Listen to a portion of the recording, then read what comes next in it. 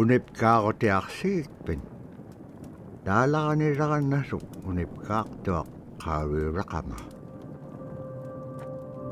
niviaqsiaqarualuguo iñuuniaqanersuq angayoqaagamani sumitaimma niviaqsiaqarualu qamuniallatuneqsaq aasiisulaqallavluni supayaanik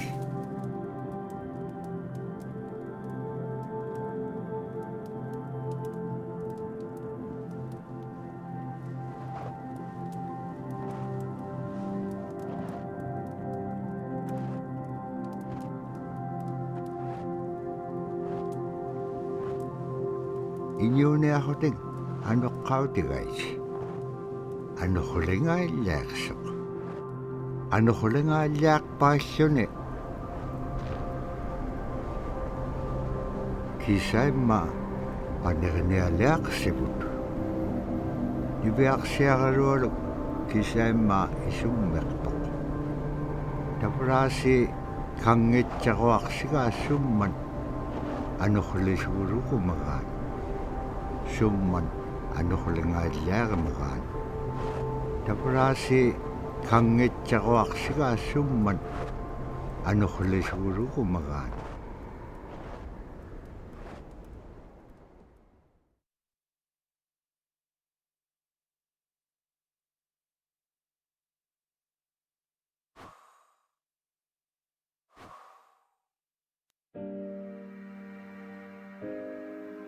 So scrimshaw is this really beautiful method of art that's done either on baleen or ivory, and traditionally it was used to tell stories.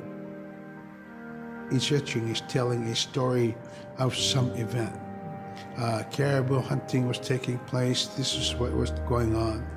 War began around this time, and so it sort of gives you a timeline of history through etching.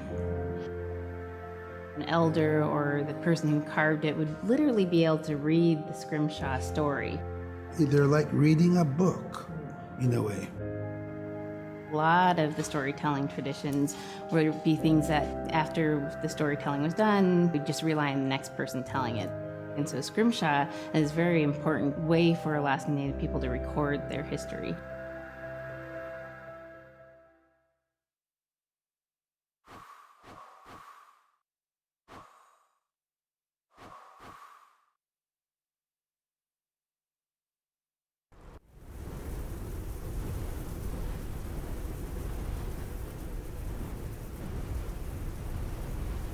anuhuliqpaalluni suniuraqanaitsoqunni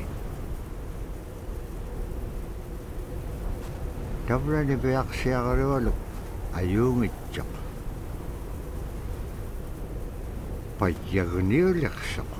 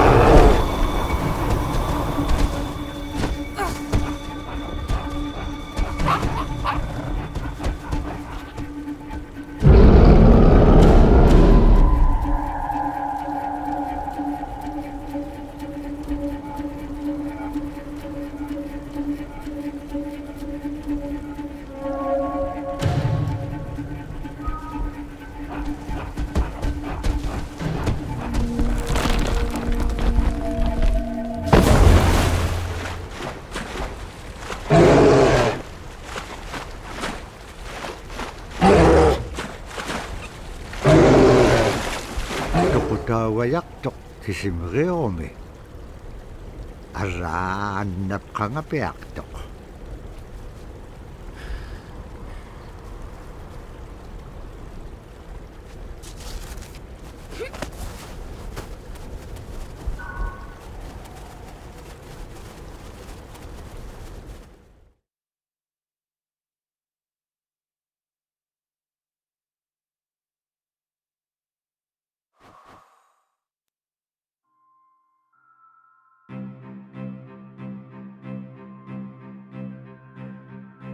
One of the things I think a lot of people need to understand is we aren't a museum piece. The Inupiaq people are a living people and a living culture. Even though we're in northern Alaska, which covers this vast area from Nome all the way over the Canadian border, is that there's this extreme value of interconnectedness and interdependence. It's a hunting society, a gathering society from thousands of years. This is what creates our culture. That special relationship between humans and the natural world and the animals, and that it teaches you how to have a society that doesn't do too much harm to the world. Love and respect for nature, for one another, for our elders. Very, very fundamental value, key to life. Our values are something that bind us all. The importance of sharing with one another, the importance of spirituality, and the connection to the land, our traditions, how we hunt, sharing of stories and songs and dances. I'm Inupiaq. I'm from the Arctic Ocean. I am Inupiaq. It's very important to me. It's who I am as a person. And we're very proud of who we are, and we want to continue that.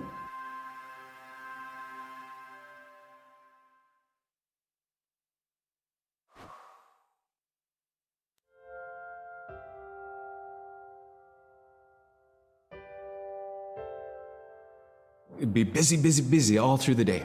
You get up and you just go right to work, right to work. There was always something to do. There was never any idle time. The only idle time we had was after we eat and before we go to bed.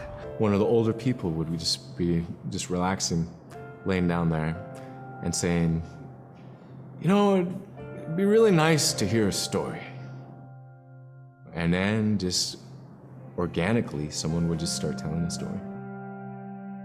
Storytelling for the Inupiaq people is very important because it not only created that sense of community, but is a way to pass on wisdom to the next generation. It was like TV, It was just like, it was as good as any movie you've ever seen.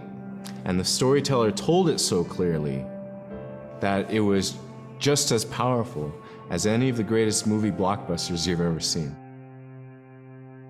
There was a reason behind the stories that we were told because they held traditional knowledge. They held things that we might need to know in life, whether it was about how to find food or how to survive, or it was about well-being and the importance of connecting with people and being a good member of the community. We all do stories. We all live in stories. We all tell stories to our friends. And they need to be told. They need to be heard.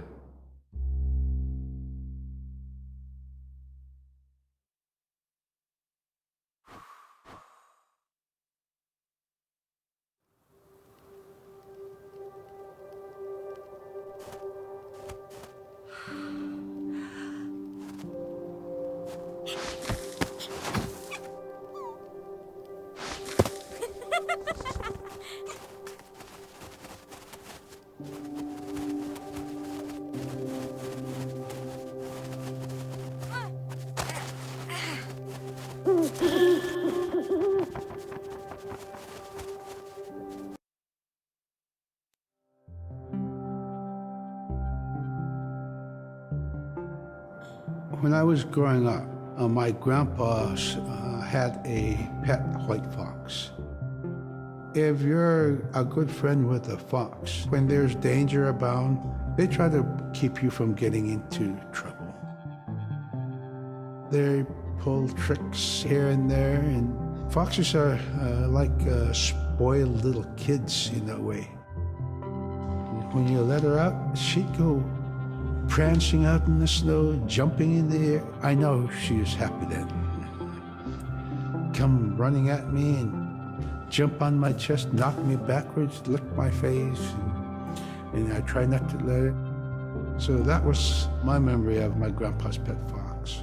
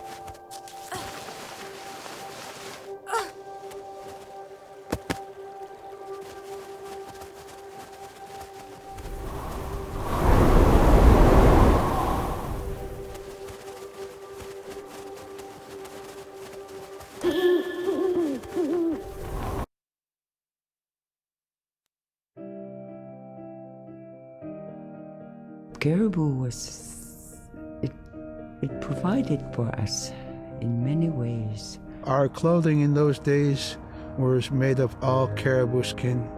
I grew up wearing caribou pants, mittens, caribou skin mattress, blankets. Some people had boots that were made with wolf leggings, sealskin sole bottoms. Baleen was shaved to make insoles. They kept us quite dry and warm as well. But the caribou skin clothing was the best. We would get as many yearlings as we could for our outer clothing.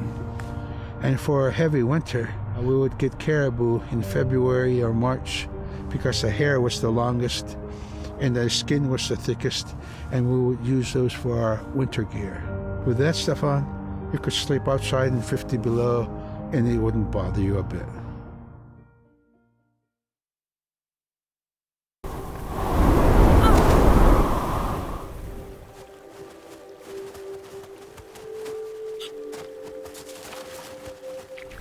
Ibeaksiagalwalo, kangeksingalo, supayat ikayok takakanib luwit. Allawlo na tam na tarikan niyak. Sibon, ibeaksiagalwalo, kangeksingalo, supayat ikayok takakanib luwit. Allawlo na tam na tarikan niyak. Sibuneksip ka nga nibeak siya karolog. Kanudun pekpaganak tilangit tamat ko ikayok tauruat.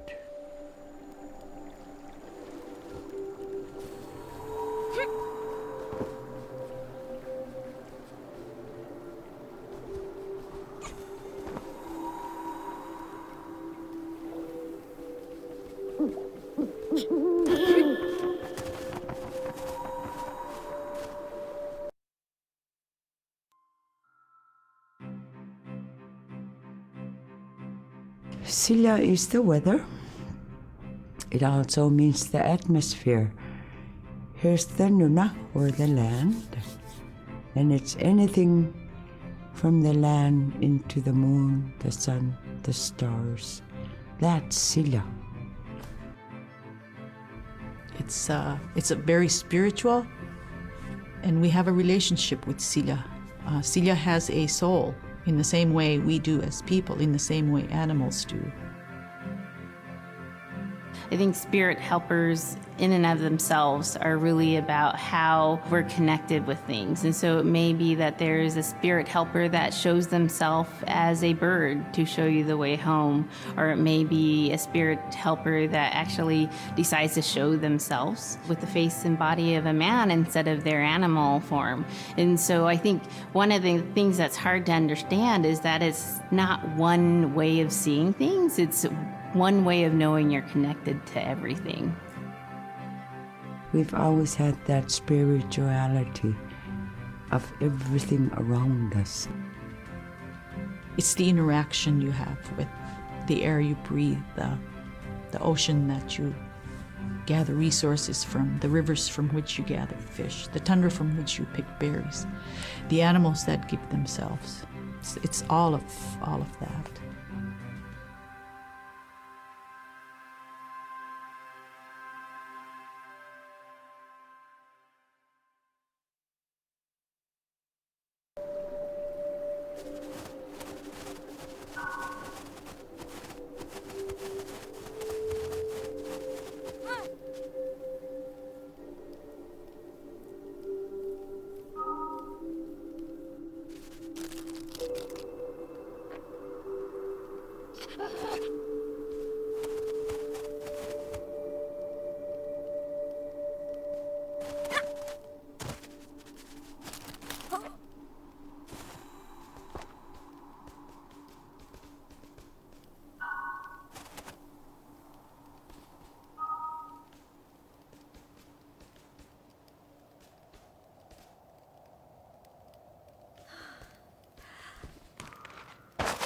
Niveaksiaqalualugulu teriganniaqalu ikayuutipiaqtuk.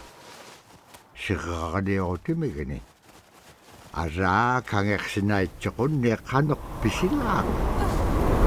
Aqlaan tavra atautsikun aingaluk.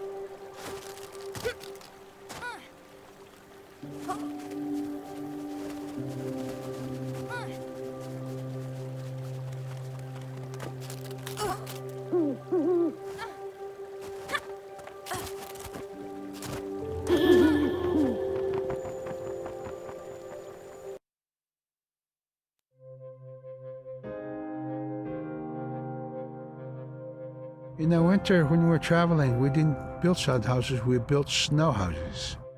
In Canada, they call them igloo, but here in Alaska, we call them apuya. We'd do a day of travel, and then we'd make a apuya.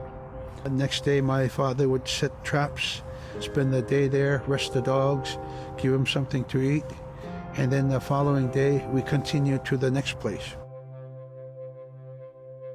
We'd go to my dad's sister, who had a house at Dubarg. They had a small sod house over there. We didn't have to do anything. We just visit with them, and my dad and my sister were glad to see each other, and they'd talk away while us kids played outside or go to sleep. By the time we get back to our home, my father would leave us with our aunt or with my grandmother, and then he'd start on his trips and go check his trap line. We were not into 8 to 5 kind of time, you know. We're in a totally different kind. We're in ecological time.